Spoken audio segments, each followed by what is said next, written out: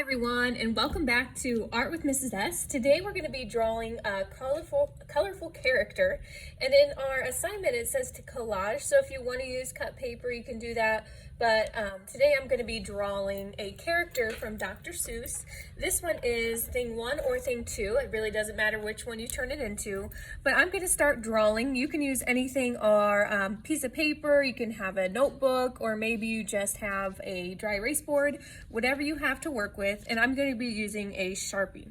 So let's go ahead and get started. I always kind of start towards the center of my paper, so I'm going to draw kind of this goofy, looks like a blob.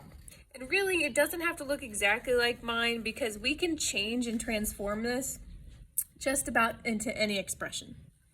Now on top of that, we're going to actually add some hair in. I know that sounds weird to jump right into hair, but I'll start just below this little curve, and I'm going to add in some curvy, crazy, wacky hair. So really just launch a bumpy lines, and we can always add back into those. We can add in different lines to add more depth or expression in the hair, and we've already got a great start to this cool thing 1 or thing 2.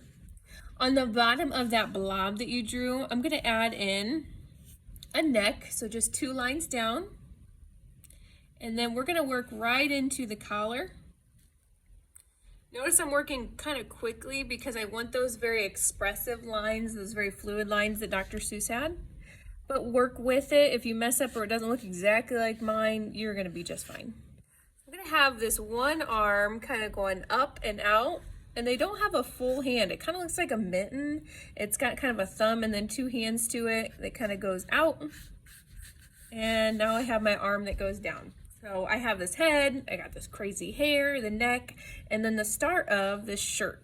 I'm gonna have this second arm. If you don't want it to go like mine, you can change them. Again, it doesn't have a full hand. It's kind of like a mitten. It has this very long, expressive arms that go out. I'm going to go starting down now. I have the body. And my guy's going to be kind of jumping, or girl. I don't know if thing 1, thing 2 are guys or girls. Doesn't really matter. So I have these legs that are starting that kind of are jumping up and out. They're always on the move. They have lots of energy.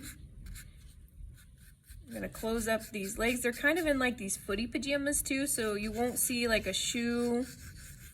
You'll see kind of just this bottom of the foot. He's wearing a sock.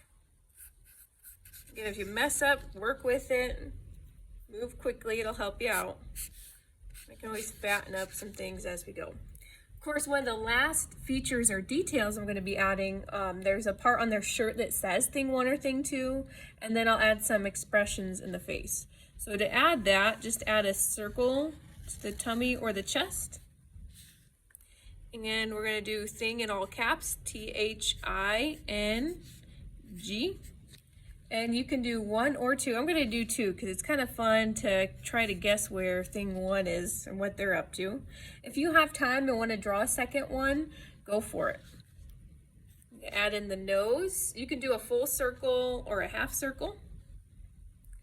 And that's kind of centered. And then these eyes kind of go up really big, almost like a full oval. And the pupil on these doesn't all the way close. You might see some of your eyebrow. My guy's kind of looking up, or girl's looking up.